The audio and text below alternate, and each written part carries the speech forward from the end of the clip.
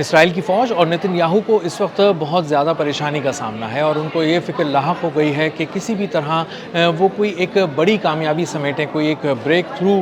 کا اعلان کریں کسی بھی طرح کہ وہ ایران کے اندر پینیٹریٹ کرتے ہوئے ایک بہت بڑی کامیابی حاصل کرنے میں کامیاب ہو گئے ہیں، لیکن اب تک وہ کامیاب ہونے کے بجائے ناکام ہیں اور ایک جنگ ہے جو کہیں زمین پہ کہیں زمین کے نیچے موساد اور ایرانی انٹیلیجنس کے درمیان اس وقت چل رہی ہے اور بہت ہی شدید چل رہی ہے اور اس میں اب تک ایران کا پلڑا بھاری ہے۔ میرا نام اظہر علی خان ہے اور آپ دیکھ رہے ہیں آج کی بات۔ ایران کو اپنا ایک بہت ہی اہم ایسٹ بچانا ہے اور اسی پہ نظر ہے اس وقت اسرائیل کی موساد کی۔ نتن یاہو نے موساد کو یہ ٹاسک دیا کہ وہ کسی بھی طرح یہ پتہ لگائے کہ آیت اللہ مجتبیٰ خامنائی جو ایران کے سپریم لیڈر ہیں وہ کہاں ہیں، کسی بھی طرح ان کے کوآرڈینیٹس حاصل کیے جائیں، ان تک پہنچا جائے اور انہیں کیپچر کرنے کی کوشش کی جائے، لیکن ایران کی انٹیلیجنس اس کی راہ میں ایک بہت بڑی دیوار کے طور پر کھڑی ہوئی ہے۔ ایران کے پاسداران انقلاب اس کی راہ میں بہت بڑی دیوار کے طور پہ کھڑے ہیں اور اب تک ان کی ایک مؤثر قسم کی حکمت عملیوں کی وجہ سے موساد بالکل کامیاب نہیں ہو سکی، بلکہ یہ تک پتہ نہیں لگا سکی کہ مجتبیٰ خامنائی اس وقت کہاں ہیں، کس شہر میں ہیں، کس مقام پر ہیں، وہ خفیہ لوکیشن کیا ہے، کہاں ہے جہاں پر مجتبیٰ خامنائی کو رکھا گیا ہے۔ لیکن آج مجتبیٰ خامنائی کی طرف سے ایک حج کے موقع پر ایک بہت ہی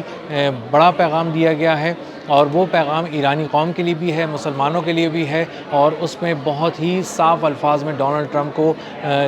دھمکی دی گئی ہے، جواب دیا گیا ہے، واشکاف الفاظ میں کہا گیا ہے کہ امریکہ کے قدم اکھاڑ دیے گئے ہیں، امریکہ کو اب مشرق وسطیٰ میں کہیں پناہ نہیں ملے گی، وہ کسی ملک کو ڈھال کے طور پر استعمال نہیں کر سکے گا، کسی ملک کے پیچھے نہیں چھپ سکے گا اور امت مسلمہ کا مستقبل انتہائی روشن ہے۔ اور اسرائیل کے بارے میں مجتبیٰ خامنائی کا کہنا تھا کہ اسرائیل کی ریاست اپنی آخری سانسیں لے رہی ہے اور اس کا حال بہت ہی برا ہونے والا ہے، اس کا حشر بہت ہی خراب ہونے والا ہے اور دنیا دیکھے گی کہ کس طرح اسرائیل جو ہے وہ بکھر رہا ہے، ٹوٹ رہا ہے اور مسلم امہ ابھر کر سامنے آ رہی ہے اور پوری دنیا کی قیادت کر رہی ہے۔ اب یہ جب بیان آیا ہے تو دوبارہ ایک انٹیلیجنس کی سطح پر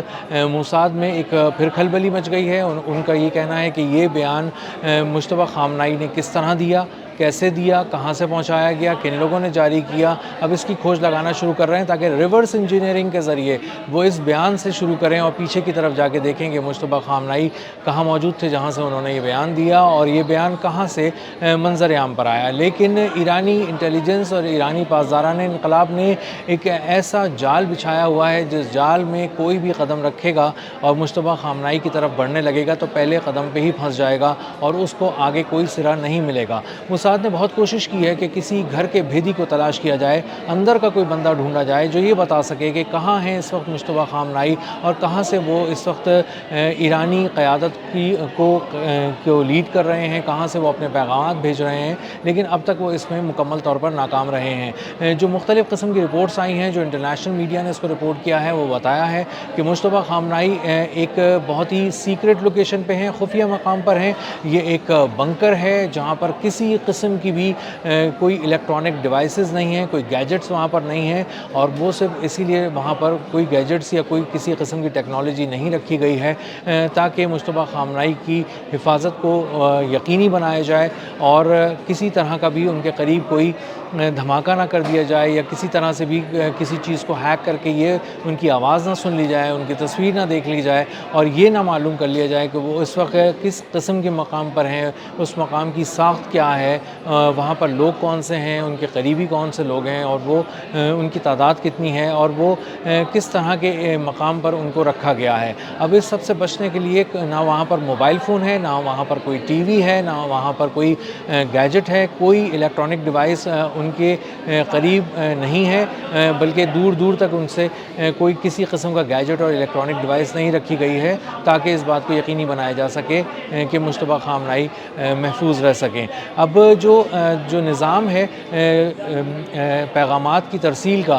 وہ بہت ہی غیر معمولی قسم کا رکھا گیا ہے۔ مجتبیٰ خامنائی ہاتھ سے لکھتے ہیں ایک تحریر اور وہ تحریر ان کا پیغام ہوتی ہے، وہ تحریر سپرد کی جاتی ہے انتہائی باوفا انسان کو اور انتہائی ان کے قریبی اور بااعتماد شخص کو، اور اس کے بعد وہ شخص پہلے پیچیدہ نظام سے گزارتا تھا، مختلف ہاتھوں میں ہی جاتا تھا خط، مختلف بااعتماد لوگوں کے پاس جاتا تھا، اور اس کے بعد کہیں سے مختلف جگہوں کا سفر کرتا ہوا پھر اس شخص تک پہنچتا تھا جس شخص کے لیے وہ خط مجتبیٰ خامنہئی نے خود تحریر کیا ہوتا تھا، اور اس میں اس کے لیے ہدایات ہوتی تھیں کہ آگے کس طرح کام کرنا ہے یا مختلف قسم کے امور کو کس زاویے سے دیکھنا ہے، کس طرح سے ان کو لے کر چلنا ہے۔ لیکن اب اس نظام کو بتایا جا رہا ہے کہ بہت ہی زیادہ مزید پیچیدہ بنا دیا گیا ہے، اور جو بیچ میں بہت سارے کوریئر تھے، یعنی بہت سارے لوگ اس میں انسانی کوریئر کے طور پہ استعمال ہو رہے تھے، ان کی تعداد بڑھا دی گئی ہے، ان کی تعداد کو توڑا گیا ہے، ان کی تعداد کو بکھیرا گیا ہے، اور جو ترسیل کا عمل ہے پیغام کی اس کو انتہائی پیچیدہ اور مشکل بنا دیا گیا ہے، اور اسی لیے یہ وقت طلب بھی ہے۔ بہت زیادہ وقت لگ رہا ہے مجتبیٰ خامنہئی کے پیغام کو ان کے اس شخص تک پہنچانے کے لیے جس کے لیے وہ پیغام وہ لکھ رہے ہیں، اور اسی طرح جب وہ شخص وہ پیغام وصول کرنے کے بعد اس کو پڑھتا ہے اور اس کے بعد اس پہ عمل کرنے کے لیے ایک جوابی خط تحریر کرتا ہے، تو وہ خط بھی مختلف جگہوں سے گزر کر اس کے بعد مجتبیٰ خامنہئی تک پہنچتا ہے، اور جس نظام کے تحت گزر کر پہنچتا ہے وہ بھی انتہائی پیچیدہ ہے، طویل ہے اور مشکل ہے۔ اور یہ پیچیدہ نظام ایسے ہی نہیں تشکیل دے دیا گیا ہے، اس کی ایک بہت ٹھوس وجہ ہے، کیونکہ آیت اللہ علی خامنہئی جو آیت اللہ مجتبیٰ خامنہئی کے والد بھی تھے اور سپریم لیڈر تھے، جو ایک امریکہ اور اسرائیل کے ایک مشترکہ حملے میں اپنے رفقا اور اہل خانہ سمیت شہید کر دیے گئے، ان کی شہادت کے مقام کے حوالے سے گھر کے بھیدی نے ہی خبر دی تھی، اور اس نے بتایا تھا، اور گھر کے بھیدی نے ہی بتایا تھا کہ اس وقت آیت اللہ علی خامنہئی کہاں پر موجود ہیں، کس وقت وہ وہاں داخل ہوئے ہیں، ان سے ملنے کون کون لوگ آئے ہوئے ہیں، اور کون سا وقت ایسا ہے جو بالکل مناسب رہے گا ان کو شہید کرنے کے حوالے سے اور ان کو نشانہ بنانے کے حوالے سے۔ اور یہ جب جو ایک کوآرڈینیٹس، ایگزیکٹ کوآرڈینیٹس اور ٹائمنگ بھیجی گئی، امریکہ اور اسرائیل کے ساتھ شیئر کی گئی، تو اس کے بعد وہاں پر ایک بہت ہی خوفناک حملہ کیا گیا، اور اس میں آیت اللہ علی خامنہئی اپنے رفقا اور اہل خانہ سمیت شہید ہو گئے۔ بتایا جا رہا تھا کہ آیت اللہ علی خامنہئی کو سے جو لوگ ملنے آتے تھے ان کو باقاعدہ 2-3 سال سے ٹریک کیا جا رہا تھا، جن ٹریفک سگنل سے وہ گزرتے تھے ان ٹریفک سگنلز کی فوٹیجز حاصل کی جاتی تھیں، جن گاڑیوں میں وہ سفر کرتے تھے ان گاڑیوں کی نمبر پلیٹس حاصل کی جاتی تھیں، ان کو ریکارڈ کیا جاتا تھا، اور اس کے بعد اے آئی کو یہ پیٹرن دیا گیا، اور آرٹیفیشل انٹیلیجنس کے ذریعے اس سارے پیٹرن کو جب پڑھا گیا، دیکھا گیا، تو اس کے بعد اس نے چند سیکنڈز کے اندر ہی بتا دیا کہ اس وقت کون کون سے لوگ کہاں کہاں موجود ہوں گے، کب کب آئیں گے ملنے، اور کون سا وقت ایسا ہے جس میں ان کو وہاں حملہ کیا جائے تو سب سے زیادہ کامیابی سمیٹی جا سکتی ہے، اور ایران کو سب سے بڑا نقصان پہنچایا جا سکتا ہے۔ اور اسی مصنوعی ذہانت کو استعمال کرتے ہوئے امریکہ اور اسرائیل نے ایک حملہ کیا ایران میں، اور اس کے بعد انہوں نے آیت اللہ علی خامنہئی اور ان کے رفقا اور اہل خانہ کو شہید کر دیا، اور ان کا وہ حملہ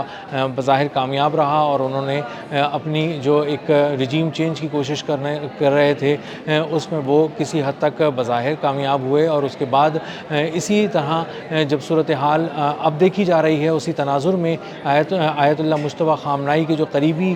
رفقا ہیں اور جو دوست ہیں اور جو ایرانی پاسداران انقلاب ہے، جب وہ اس کو بہت ہی باریک بینی سے جائزہ لے رہی ہے، سارے حالات کا، تو دیکھ رہی ہے کہ آیت اللہ مجتبیٰ خامنہئی کو بھی اسی پیٹرن پہ کہیں خطرہ ہو سکتا ہے، لہٰذا غیر معمولی احتیاط برتی جا رہی ہے، اور اسی لیے آیت اللہ مجتبیٰ خامنہئی کسی قسم کی پبلک اپیرنس نہیں دے رہے اور بہت ہی احتیاط برتی جا رہی ہے۔ اور اب تک جو ایک جنگ ہے موساد اور ایرانی انٹیلیجنس کے درمیان، اس میں ایرانی انٹیلیجنس کامیاب ہے، اور نتن یاہو